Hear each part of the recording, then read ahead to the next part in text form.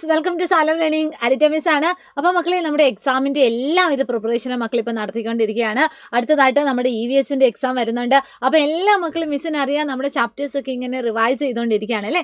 പക്ഷേ ഈ റിവിഷൻ നടക്കുന്നതിൻ്റെ കൂടെ തന്നെ എന്താണ്, നമ്മൾ കുറേ ക്വസ്റ്റ്യൻസും കൂടി നമുക്ക് ഡിസ്കസ് ചെയ്യണം. അപ്പോൾ ഇന്ന് നമ്മൾ ക്ലാസ്സിൽ നോക്കാൻ പോകുന്നത് നമ്മുടെ മാനത്തേക്ക് അപ്പ് എബൌട്ട് ദി സ്കൈ എന്ന് പറയുന്ന ആ ചാപ്റ്ററിലെ എങ്ങനെയൊക്കെ ക്വസ്റ്റ്യൻസ് വരാമെന്നുള്ള കുറച്ച് പ്രധാനപ്പെട്ട കുഞ്ഞു കുഞ്ഞു ക്വസ്റ്റ്യൻസ് ആണ് കേട്ടോ. അപ്പോൾ എല്ലാ മക്കളും എന്ത് ചെയ്യുക, സ്കിപ്പ് ചെയ്യാതെ മുഴുവനായിട്ട് നമ്മുടെ ക്ലാസ് കാണാൻ വേണ്ടി ശ്രമിക്കുക. അതുപോലെ തന്നെ ഇഷ്ടപ്പെട്ടാൽ നിങ്ങൾ നിങ്ങളുടെ ഫ്രണ്ട്സിന് അയച്ചു കൊടുക്കാൻ വേണം കേട്ടോ. അപ്പോൾ ഒന്നാമത്തെ ചോദ്യം നമുക്ക് നോക്കിയാലോ. ഫസ്റ്റ് ക്വസ്റ്റ്യൻ എന്താണ്, വാട്ട് ഈസ് സ്റ്റാർ? എന്താണ് നക്ഷത്രങ്ങൾ? നക്ഷത്രങ്ങൾ എന്ന് പറഞ്ഞാൽ എന്താണ്? നമുക്കറിയാം, നമ്മുടെ ആകാശത്ത് ഇങ്ങനെ മിന്നി മിന്നി കളിക്കുന്ന ആ ഒരു ആകാശഗോളമാണ് നമ്മൾ നക്ഷത്രങ്ങൾ എന്ന് നമുക്ക് പറയുന്നത്.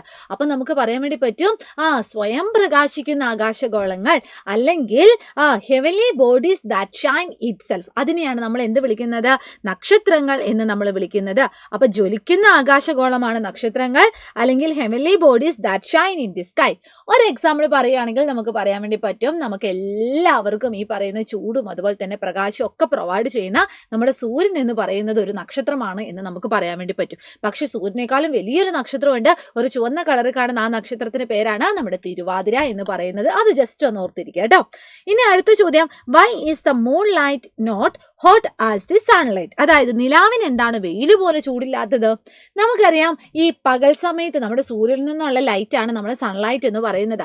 അതുപോലെ തന്നെ നമ്മുടെ ചന്ദ്രനിൽ നിന്നുള്ള ലൈറ്റാണ് നമ്മൾ മൂൺ ലൈറ്റ് എന്ന് പറയുന്നത്. പക്ഷേ ഈ മൂൺ ലൈറ്റിന് വെയിൽ പോലെ അത്ര ചൂടൊന്നും ഉണ്ടാവത്തില്ല. കാരണം എന്താണ്, നമ്മുടെ സൂര്യൻ എന്ന് പറയുന്നത് നമുക്ക് ചൂട് പ്രൊവൈഡ് ചെയ്യും, ഹീറ്റും പ്രൊവൈഡ് ചെയ്യും, അതുപോലെ തന്നെ ലൈറ്റും പ്രൊവൈഡ് ചെയ്യും. പക്ഷേ നമ്മുടെ മൂൺ എന്ന് പറയുന്നത് എന്താണെന്നറിയാവോ, ആ മൂണിന്റെ സർഫസിൽ വന്ന് പതിക്കുന്ന സൺലൈറ്റിനെ അത് റിഫ്ലക്റ്റ് ചെയ്യുക മാത്രമേ ചെയ്യുന്നുള്ളൂ. അല്ലാതെ നമ്മുടെ ചന്ദ്രൻ എന്ന് പറയുന്നത് സ്വയം നമുക്ക് പ്രകാശം പ്രൊവൈഡ് ചെയ്യുന്നില്ല. അപ്പൊ അതാണ് ഇതിന്റെ ആൻസർ എന്ന് പറയുന്നത്. അപ്പൊ ആൻസർ ഒന്ന് വായിച്ചു നോക്കിയാലോ. The sun is a star that gives out heat and light of its own. അതായത് സൂര്യൻ എന്ന് പറയുന്നത് സ്വയം പ്രകാശിക്കുന്ന ഒരു നക്ഷത്രം തന്നെയാണ്.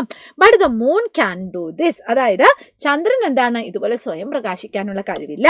It only reflect the sunlight that fall on it. Yes, എന്താണ് അത് ചന്ദ്രൻ എന്ന് പറയുന്നത് തന്നിൽ പതിക്കുന്ന സൂര്യപ്രകാശത്തെ പ്രതിഫലിപ്പിക്കുക മാത്രമാണ് ചെയ്യുന്നത്. അതാണ് ഇതിന്റെ ആൻസർ എന്ന് നമ്മൾ പറയുന്നത്. ഓക്കെ, ഇവിടെ ഫാദർ സെഡ് എന്നുള്ളത് നമ്മുടെ ആ ഒരു പാഠഭാഗത്ത് നിന്നുള്ള വന്നതാണ്. അത് മക്കൾ എന്ത് ചെയ്യുക, നെഗ്ലക്ട് ചെയ്യുക കേട്ടോ. ഇനി അടുത്ത ചോദ്യം എന്താണ്, വാട്ട് ഈസ് പ്ലാനറ്റ്സ്? എന്താണ് ഗ്രഹങ്ങൾ? എന്താണ് ഗ്രഹങ്ങൾ? നമുക്കറിയാം, നമ്മൾ ഈ നമ്മുടെ ഭൂമിയുടെ അന്തരീക്ഷവും കഴിഞ്ഞിട്ട് നമ്മൾ ഔട്ടർ സ്പേസിലേക്കൊക്കെ എത്തുന്ന സമയത്ത് അവിടെ നമുക്ക് എന്താണ്, നമ്മുടെ സോളാർ സിസ്റ്റം അറിയാം അല്ലേ. അപ്പൊ അതിന്റെ ഏറ്റവും സെൻട്രൽ ആരാണുള്ളത്, നമ്മുടെ സൂര്യനുണ്ട്. ഏറ്റവും സെൻട്രൽ ഉള്ളത്, യെസ്, നമ്മുടെ സണ്ണുണ്ട്. ഈ സണ്ണിന് ചുറ്റും എന്താണ്, കുറച്ച് ഹെവൻലി ബോഡീസ് ഇങ്ങനെ മൂവ് ചെയ്യുന്നത് നമുക്ക് അറിയാൻ വേണ്ടി അറിയാം അല്ലെ. എത്ര ഉണ്ട്, 8 എണ്ണമുണ്ട്. 8 ഹെവൻലി ബോഡീസ് അല്ലെങ്കിൽ 8 ആകാശഗോളങ്ങൾ നമ്മുടെ സൂര്യന് ചുറ്റും ഇങ്ങനെ കറങ്ങുന്നുണ്ട്. ഇവയെ നമ്മൾ വിളിക്കുന്ന പേരാണടാ നമ്മുടെ പ്ലാനറ്റ്സ് അല്ലെങ്കിൽ ഗ്രഹങ്ങൾ എന്ന് പറയുന്നത്. അപ്പൊ എത്ര ഗ്രഹങ്ങളുണ്ട്, 8 എണ്ണമുണ്ട്. അതിന്റെ ഓർഡർ മക്കൾ എന്ത് ചെയ്യുക, പഠിച്ചു വെക്കുക കേട്ടോ.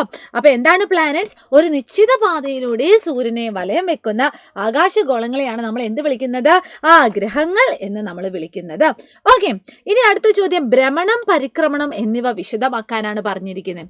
എന്താണ് ഭ്രമണം, എന്താണ് പരിക്രമണം? നമുക്ക് നമ്മുടെ ഭൂമിയുടെ കേസ് എടുക്കുകയാണെങ്കിൽ നമുക്കറിയാം, നമ്മുടെ എർത്ത് എന്ന് പറയുന്നത് എന്താണ്, സ്വയം ഇങ്ങനെ കറങ്ങിക്കൊണ്ടിരിക്കുകയാണ്. അതിന്റെ ആക്സിസിൽ അത് ഇറ്റ്സ് ഓൺ എന്ത് ചെയ്യുന്നുണ്ട്, അത് റൊട്ടേറ്റ് ചെയ്യുന്നുണ്ട്. അങ്ങനെ നമ്മുടെ ഭൂമി ഇങ്ങനെ സ്വയം കറങ്ങുന്നതിനെയാണ് നമ്മൾ എന്ത് വിളിക്കുന്നത്, റൊട്ടേഷൻ എന്ന് വിളിക്കുന്നത്. അപ്പൊ ഈ ഒരു തവണ നമ്മുടെ ഭ്രമണം പൂർത്തിയാക്കാൻ എത്ര ദിവസം വേണം എന്നറിയാവോ? 1 ദിവസം വേണം, അതായത് 24 മണിക്കൂർ വേണം.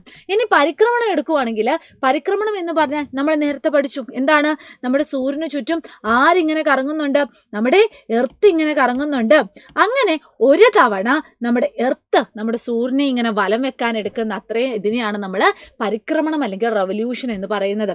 അപ്പൊ എത്ര ദിവസമാണ്, 365 ഡേയ്സ് ആണ്, അല്ലെങ്കിൽ നമ്മൾ ഒരു കൊല്ലം എന്ന് നമ്മൾ പറയും. അപ്പൊ റൊട്ടേഷൻ എന്താണെന്ന് നമ്മൾ പറഞ്ഞത്, ഭൂമി ഇങ്ങനെ സ്വയം കറങ്ങുന്നതിനെ, the spinning of earth on its own axis, അതാണ് നമ്മുടെ റൊട്ടേഷൻ എന്ന് പറയുന്നത്. 24 മണിക്കൂറാണ്, അതായത് ഒരു ഡേ ആണ്. ഇനി റെവല്യൂഷൻ അല്ലെങ്കിൽ പരിക്രമണം എന്ന് പറഞ്ഞാൽ എന്താണ്? അപ്പൊ റെവല്യൂഷൻ എന്ന് പറഞ്ഞാൽ എന്താണ്, ഭൂമി ഇങ്ങനെ സ്വയം കറങ്ങുന്നതോടൊപ്പം സൂര്യനെ ചുറ്റി സഞ്ചരിക്കുന്നതിനെയാണ് നമ്മൾ പരിക്രമണം അല്ലെങ്കിൽ റെവല്യൂഷൻ എന്ന് പറയുന്നത്. അപ്പോൾ ഒരു തവണ നമ്മുടെ സൂര്യൻ ഇങ്ങനെ കംപ്ലീറ്റ് ആയിട്ട് നമ്മുടെ സൂര്യന് ചുറ്റും ഇങ്ങനെ കറങ്ങി വരുന്നതിന് എത്ര ദിവസം എടുക്കുന്ന നമ്മൾ നേരത്തെ പറഞ്ഞേ, 365 ദിവസം അല്ലെങ്കിൽ എന്താണ്, ഒരു വർഷം എന്ന് നമ്മൾ പറയുന്നു. ഇനി അടുത്ത ചോദ്യം എന്താണ്, how do we experience day and night? എങ്ങനെയാണ് രാവും പകലും അനുഭവപ്പെടുന്നത്? അതിന് കാരണം എന്താണെന്നറിയാവോ? നമുക്കറിയാം, നമ്മുടെ നമ്മുടെ സൂര്യന് ചുറ്റും കറങ്ങുന്ന ആളാണ് നമ്മുടെ എർത്ത് എന്ന് പറഞ്ഞാൽ. അപ്പോൾ ഇതാണ് നമ്മുടെ സൂര്യൻ എന്ന് മക്കൾ വിചാരിക്കാം, ഇതാണ് നമ്മുടെ എർത്ത് എന്ന് മക്കൾ വിചാരിക്കുക.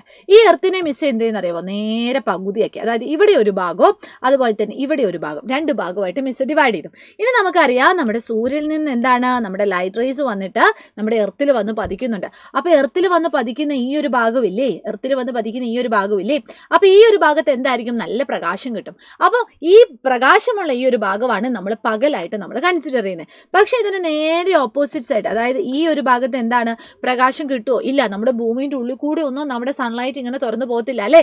ഈ ഓപ്പോസിറ്റ് ഭാഗത്ത് എന്താണ്, അവിടെ നമുക്ക് പ്രകാശം കിട്ടത്തില്ല.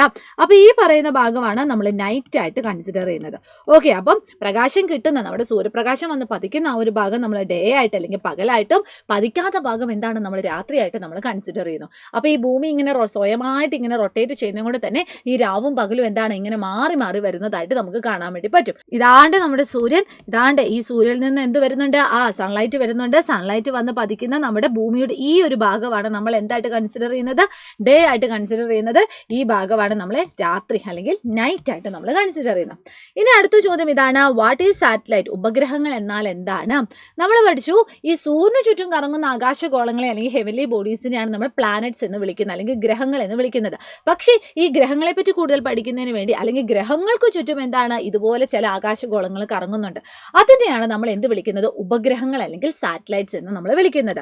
Satellites R heavenly bodies that revolve around planets. The moon is A satellite of the earth. ഇവിടെ എന്താ പറയുന്നത്, നമ്മുടെ ഭൂമിയുടെ ഒരു നാച്ചുറൽ സാറ്റലൈറ്റ് ആണ് മൂൺ എന്ന് പറയുന്നത്. കാരണം നമ്മുടെ ഭൂമി എന്ന് പറയുന്ന ഒരു പ്ലാനറ്റ് ആണ്, അതിനു ചുറ്റും കറങ്ങുന്ന ഒരു സാറ്റലൈറ്റ് ആണ് നമ്മുടെ മൂൺ എന്ന് പറയുന്നത്. ഇനി അടുത്ത ചോദ്യം ഇതാണ്, ചന്ദ്രൻ ഭൂമിയുടെ ഉപഗ്രഹമാണ് എന്നതുകൊണ്ട് അർത്ഥമാക്കുന്നത് എന്താണ്? നേരത്തെ മിസ് പറഞ്ഞായിരുന്നു, എന്താണ്, നമ്മുടെ ഭൂമി എന്ന് പറയുന്നത് ഒരു പ്ലാനറ്റ് ആണ്. അപ്പോൾ ഈ പ്ലാനറ്റിനായ ഭൂമിക്ക് ചുറ്റുമാണ് ആര് കറങ്ങുന്നത്, നമ്മുടെ മൂൺ കറങ്ങുന്നത്. നമ്മൾ നേരത്തെ പഠിച്ചായിരുന്നു, പ്ലാനറ്റ്സിന് ചുറ്റും കറങ്ങുന്ന ഹെവിലി ബോഡീസിനെ ആയിരുന്നു നമ്മൾ എന്ത് വിളിക്കുന്നത്, ഉപഗ്രഹങ്ങൾ എന്ന് വിളിക്കുന്നത്. അതുകൊണ്ട് നമുക്ക് പറയാൻ വേണ്ടി സാധിക്കും നമ്മുടെ മൂൺ എന്ന് പറയുന്നത് എർത്തിന്റെ ഒരു ഉപഗ്രഹമാണ് എന്ന് നമുക്ക് പറയാൻ വേണ്ടി പറ്റും. ഇനി അടുത്ത ചോദ്യം ഇതാണ്, എന്താണ് കറുത്തവാവ് അഥവാ അമാവാസി? കറുത്തവാവ് എന്താണ് അല്ലെങ്കിൽ അമാവാസി എന്താണെന്നാണ് ചോദിച്ചിരിക്കുന്നത്. അപ്പോൾ കറുത്തവാവ് എന്ന് പേര് കേൾക്കുമ്പോൾ തന്നെ നിങ്ങളൊന്ന് ആലോചിച്ച് നോക്കിയേ, അതിൻ്റെ ഇംഗ്ലീഷാണ് മക്കളെ ന്യൂ മൂൺ ഡേ എന്ന് പറയുന്നത്. അപ്പോൾ ന്യൂ മൂൺ ഡേ എന്ന് പറഞ്ഞാൽ കറുത്തവാവ് എന്ന് പറഞ്ഞാൽ നമുക്ക് എന്താണ്, മൂണിനെ ഒട്ടും നമുക്ക് കാണാൻ വേണ്ടി സാധിക്കത്തില്ല. അപ്പോൾ മൂണിനെ കാണാൻ വേണ്ടി സാധിക്കുന്നില്ലെങ്കിൽ അപ്പോൾ എങ്ങനെയായിരിക്കും നമ്മുടെ ചന്ദ്രന്റെ ഏത് ഭാഗമായിരിക്കും നമുക്ക് അഭിമുഖമായിട്ട് വരുന്നത്? ചന്ദ്രന്റെ പ്രകാശമില്ലാത്ത ഭാഗമായിരിക്കില്ലേ നമുക്ക് അഭിമുഖമായിട്ട് വരുന്നത്. ഇങ്ങനെ ചന്ദ്രന്റെ പ്രകാശമില്ലാത്ത ഭാഗം നമുക്ക് അഭിമുഖമായിട്ട് വരുമ്പോഴാണ് നമ്മൾ എന്ത് വിളിക്കുന്നത്, ചന്ദ്രനെ നമുക്ക് തീരെ കാണാൻ കഴിയത്തില്ല. ഈ ദിവസമാണ് അമാവാസി അല്ലെങ്കിൽ കറുത്തവാവ് എന്ന് നമ്മൾ പറയുന്നത്. Moon is not seen at all when the part of the moon that does not get sunlight faces the earth. അപ്പോൾ ഇതിനൊരു പൊസിഷൻ ഉണ്ട്, നിങ്ങൾ ഈ ഒരു പൊസിഷൻ ഓർത്ത് വെക്കുക. അതായത് നമ്മുടെ സൂര്യന്റെ പൊസിഷനും ചന്ദ്രന്റെ പൊസിഷനും ഭൂമിയുടെ പൊസിഷനും ആ ഒരു പൊസിഷൻ ഏതാണ് എന്ന് നിങ്ങൾ ഓർത്ത് വെക്കുക. അപ്പം നമ്മുടെ ന്യൂ മൂൺ ഡേയിൽ എപ്പോഴും സെൻറ്റർ ആയിട്ട് വരുന്ന ആരായിരിക്കും, നമ്മുടെ ചന്ദ്രനാണ് സെൻറ്റർ ആയിട്ട് വരുന്നത്. അത് മക്കൾ ഓർത്തിരിക്കുക കേട്ടോ. ഇനി അതേസമയം ഇവിടുത്തെ കേസിൽ എന്താണ്, നമ്മുടെ ഈ പറയുന്ന ചന്ദ്രന്റെ പ്രകാശിത ഭാഗമാണ് നമ്മുടെ ഭൂമിക്ക് അഭിമുഖമായിട്ട് വരാത്തത് അല്ലേ. ഇനി വന്നാൽ എന്തായിരിക്കും, നമുക്കവിടെ ചന്ദ്രനെ വളരെ ക്ലിയർ ആയിട്ട് നമുക്ക് കാണാൻ വേണ്ടി പറ്റും. അപ്പോൾ അതിനെ വിളിക്കുന്ന പേരാണിടാ നമ്മുടെ വെളുത്ത വാവ് അല്ലെങ്കിൽ പൗർണമി എന്ന് പറയുന്നത്. അപ്പോൾ എന്താണ് വെളുത്ത വാവ് അല്ലെങ്കിൽ പൗർണമി എന്ന് ചോദിച്ചാൽ, അല്ലെങ്കിൽ what is full moon day എന്ന് ചോദിച്ചാൽ മക്കൾ എന്താണ്, അവിടെ നമുക്ക് മൂണിനെ ഫുള്ളായിട്ട് നമുക്ക് കാണാൻ വേണ്ടി പറ്റും. അപ്പം മൂണിനെ ഫുള്ളായിട്ട് കാണാൻ പറ്റുവാണെങ്കിൽ അതിൻ്റെ അർത്ഥം എന്താണ്, നമ്മുടെ ചന്ദ്രൻ്റെ പ്രകാശമുള്ള ഭാഗമാണ് നമ്മുടെ ഭൂമിക്ക് അഭിമുഖമായിട്ട് വരുന്നത്.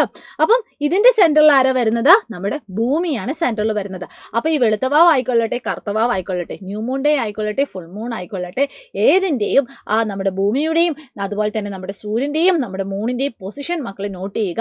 ഏറ്റവും ഇമ്പോർട്ടൻ്റ് ആയിട്ട് ആരാണ് സെൻറ്ററിൽ വരുന്നത് എന്ന് മക്കൾ എന്ത് ചെയ്യുക, നോട്ട് ചെയ്യണം കേട്ടോ. ഇനി ഈ കാണുന്നത് എന്താണെന്ന് ചോദിച്ചാൽ നമുക്കറിയാം നമ്മുടെ മൂൺ എന്താണ്, എപ്പോഴും നമുക്ക് ഒരുപോലെയല്ല കാണാൻ വേണ്ടി സാധിക്കുന്നത്. ചില സമയം എന്താണ് നമുക്ക് മൂണിനെ കാണാൻ വേണ്ടി പറ്റത്തില്ല, ചില സമയം എന്താണ് മൂണിനെ നമുക്ക് വളരെ ക്ലിയർ ആയിട്ട് നമുക്ക് കാണാൻ വേണ്ടി പറ്റും. അത് മാത്രമല്ല ചില ദിവസങ്ങളിലാണെങ്കിൽ നേരെ പകുതിയായിട്ട് കാണാൻ വേണ്ടി പറ്റും, ചില ദിവസങ്ങളിലാണെങ്കിൽ തേങ്ങാപ്പൂള് പോലെയൊക്കെ ആയിരിക്കും കാണാൻ വേണ്ടി പറ്റുന്നത്. അപ്പോൾ അതിൻ്റെ ചിത്രങ്ങളാണ് ഇവിടെ മിസ് കൊടുത്തിരിക്കുന്നത് കേട്ടോ. ഇനി അടുത്ത ചോദ്യം ഇതാണ്, ഒരു വെളുത്തവാവിന് ശേഷം എത്ര ദിവസം കഴിഞ്ഞിട്ടാണ് അടുത്ത വെളുത്തവാവ്? എത്ര ദിവസം കഴിഞ്ഞിട്ടാണ്? അതായത് ഒരു ഫുൾ മൂൺ ഡേയും നെക്സ്റ്റ് ഫുൾ മൂൺ ഡേയും തമ്മിലുള്ള വ്യത്യാസം എന്ന് പറഞ്ഞാൽ 28 ഡേയ്സ് ആണ് കേട്ടോ. അത് മക്കൾ എന്ത് ചെയ്യുക, നോട്ട് ചെയ്യുക. അതുപോലെ തന്നെ ഒരു കറുത്തവാവും വെളുത്തവാവും തമ്മിലുള്ള ഡിഫറൻസ് എന്ന് പറഞ്ഞാൽ 14 ഡേയ്സ് ആണ്. ഓക്കെ. അപ്പോൾ ഒരു ന്യൂ മൂൺ ഡേ തൊട്ടിട്ട് അടുത്ത ന്യൂ മൂൺ ഡേ വരെ, അല്ലെങ്കിൽ ഒരു ഫുൾ മൂൺ ഡേ തൊട്ടിട്ട് അടുത്ത ഫുൾ മൂൺ ഡേ വരെ എത്ര ദിവസത്തെ ഗ്യാപ്പ് ഉണ്ട്? 28 ദിവസത്തെ ഗ്യാപ്പ് ഉണ്ട്. പക്ഷെ ഒരു ന്യൂ മൂൺ ഡേയും ഒരു ഫുൾ മൂൺ ഡേയും തമ്മിലുള്ള എത്ര ദിവസത്തെ ഗ്യാപ്പ് ഉണ്ട്? 14 ദിവസത്തെ ഗ്യാപ്പാണെന്ന് ഓർത്തിരിക്കുക. ഇനി അടുത്ത ചോദ്യം, ആദ്യമായിട്ട് ചന്ദ്രനിൽ കാലുകുത്തിയ മനുഷ്യൻ ആരാണ്? പെട്ടെന്ന് തന്നെ നമുക്ക് ഉത്തരം പറയാൻ വേണ്ടി പറ്റും. ആരാണ്? നീൽ ആംസ്ട്രോങ് ആണ്. അപ്പം എങ്ങനെയാണ് നീൽ ആംസ്ട്രോങ് അവിടെ പോയത് എന്നൊക്കെ നമ്മൾ ഡീറ്റെയിൽ ആയിട്ട് നമ്മൾ പഠിച്ചിട്ടുണ്ട് അല്ലേ. ഇനി കൃത്രിമ ഉപഗ്രഹങ്ങൾ എന്ന് പറഞ്ഞാൽ എന്താണ്? നമ്മൾ നേരത്തെ പഠിച്ചായിരുന്നു. നാച്ചുറൽ സാറ്റലൈറ്റ് ആണ് നമ്മുടെ മൂൺ എന്ന് പറയുന്നത്. അതായത് നമ്മൾ നാച്ചുറലി അവിടെ കാണുന്നതാണ്. പക്ഷേ നമ്മൾ ഈ പറയുന്ന ഗ്രഹങ്ങളെ പറ്റിയൊക്കെ പഠിക്കുന്നതിന് വേണ്ടി റോക്കറ്റിന്റെ സഹായത്തോടു കൂടി നമ്മൾ ബഹിരാകാശത്തേക്ക് ഇതുപോലെ തന്നെ ഓരോ കുട്ടി ഉപഗ്രഹങ്ങളെ നമ്മൾ അയക്കും. അപ്പോൾ അതിനെ വിളിക്കുന്ന പേരാണ് കൃത്രിമ ഉപഗ്രഹങ്ങൾ അല്ലെങ്കിൽ ആർട്ടിഫിഷ്യൽ സാറ്റലൈറ്റ് എന്ന് നമ്മൾ പറയുന്നത്. നോട്ട് ചെയ്ത് വെക്കുക കേട്ടോ. മനുഷ്യൻ വിവിധ ആവശ്യങ്ങൾക്കായി നിർമ്മിച്ച ബഹിരാകാശത്തേക്ക് അയക്കുന്ന ഉപഗ്രഹങ്ങളാണ് നമ്മൾ കൃത്രിമ ഉപഗ്രഹങ്ങൾ എന്ന് പറയുന്നത്. ആരുടെ സഹായത്തോടു കൂടിയാണ് അയക്കുന്നത്? റോക്കറ്റിന്റെ സഹായത്തോടു കൂടിയാണ്. എക്സാമ്പിൾസ് മക്കൾ ഓർത്തിരിക്കുക. ആര്യഭട്ട, എഡ്യൂസാറ്റ്, ഇൻസാറ്റ്, 3A. ഓക്കെ. ഇനി അതിൻ്റെ ഉപയോഗങ്ങൾ എഴുതുക എന്ന് പറഞ്ഞാലും നിങ്ങളൊന്ന് നോട്ട് ചെയ്യുക. എന്തൊക്കെയാണ് അതിൻ്റെ ഉപയോഗങ്ങൾ? വാർത്താവിനിമയം, കമ്മ്യൂണിക്കേഷനിൽ അതിൻ്റെ ആ ഒരു അഡ്വാൻറ്റേജ് നമ്മൾ യൂട്ടിലൈസ് ചെയ്യുന്നുണ്ട്. കാലാവസ്ഥാ പ്രവചനം, അതായത് വെതർ ഫോർകാസ്റ്റിന് നമ്മൾ യൂട്ടിലൈസ് ചെയ്യുന്നുണ്ട്. അതുപോലെ തന്നെ ഗതാഗതം, ട്രാൻസ്പോർട്ടേഷനിലും നമ്മൾ യൂട്ടിലൈസ് ചെയ്യുന്നുണ്ട്. അപ്പോൾ ഏകദേശം മക്കൾക്ക് ഈ പറയുന്ന നമ്മുടെ മാനത്തേക്ക് എന്ന് പറയുന്ന ഒരു ചാപ്റ്ററിലെ പ്രധാനപ്പെട്ട കുറേ ക്വസ്റ്റ്യൻസ് നമ്മൾ ഡിസ്കസ് ചെയ്തില്ലേ. അപ്പോൾ ഈ ക്വസ്റ്റ്യൻസ് ഒക്കെ പഠിക്കുന്ന കൂട്ടത്തിൽ തന്നെ എന്താണ് നമ്മൾ കംപ്ലീറ്റ് ആയിട്ട് ആ ഒരു യൂണിറ്റും കൂടിയാണ് നമ്മൾ പഠിച്ചിട്ടുള്ളത് അല്ലേ. അപ്പോൾ ഇതുപോലെ കുഞ്ഞു കുഞ്ഞു ക്ലാസ്സസ് ഒക്കെ ആയിട്ട് നമുക്കിനി അടുത്ത ദിവസം കാണാം. മക്കളെല്ലാവരും എന്ത് ചെയ്യുക? EVSന്റെ എക്സാം അടിപൊളിയായിട്ട് എഴുതുക. എല്ലാവർക്കും all the very best. Bye bye.